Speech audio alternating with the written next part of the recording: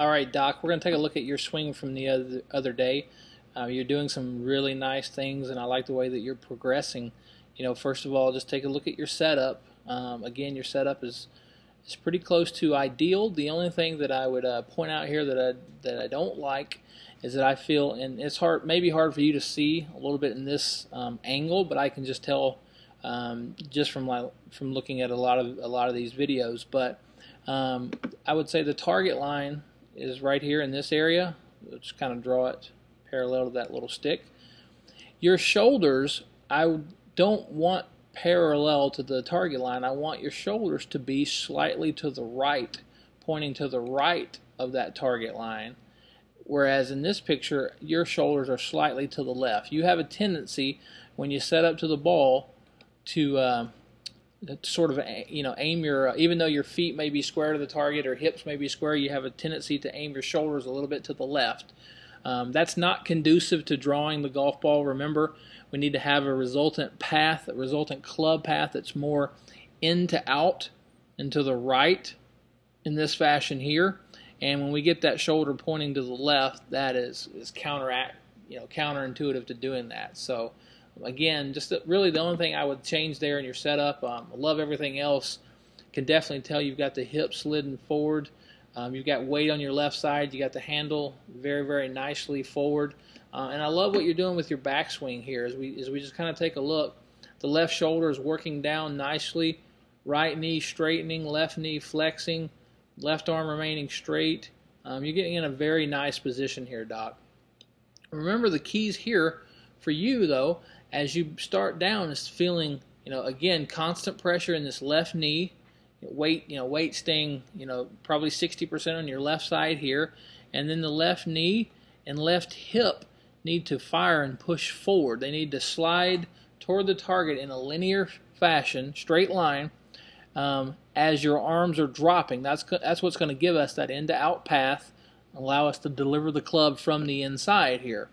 As we take a look at your downswing motion here, one thing I noticed by looking at your videos, and I want you to focus on this, and I'm going to point it out for you here. So take a look at this right foot. Okay, I never noticed this before, but you're pivoting on the balls of your feet. As the club starts to come down, look at what the right foot is doing. It's actually pivoting on the ball of your foot. Your right heel is completely up off the ground here. And the correct lower body action, or the correct lower body footwork, would look more like Charlie Wee here on the right. Okay, I want you to really dial in and take a look at this right foot. Here he is pretty much in the same position as you, starting down. Notice how the pressure is moving into his left knee, left leg. His right leg is still very long and straight, and his right foot is sort of banking. It's banking inward and rolling. It's sort of rolling inward in this fashion. Okay, his right heel is not coming up off the ground really before the strike. Maybe slightly off the ground before the strike, but not way up in the air. Now, I've got other camera angles that show this, move, really, really well. And I guess here's another angle here to look at. But just focus in on that right foot. So you can see the club is dropping. The foot is banking here.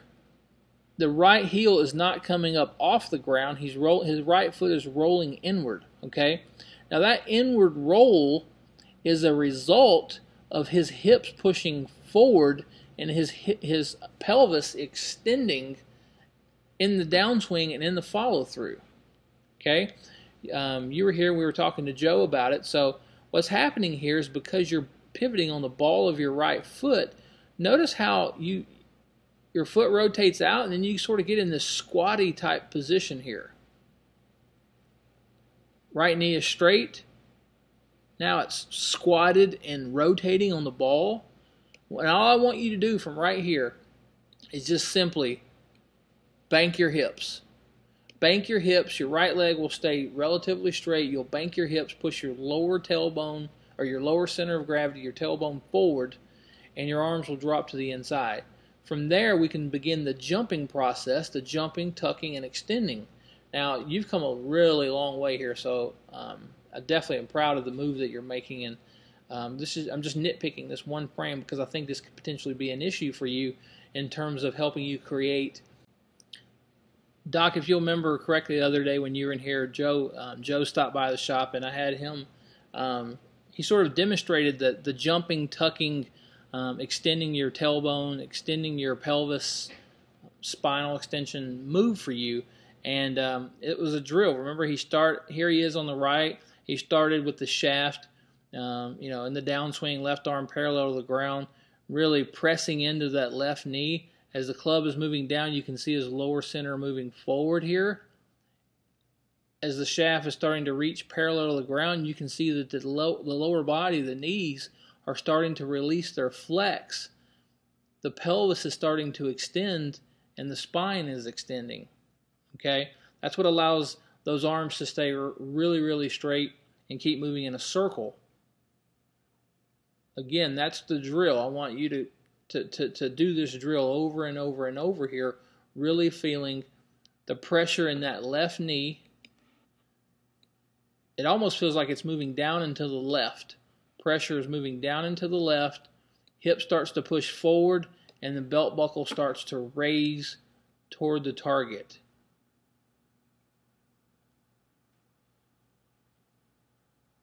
This is a very good drill for you.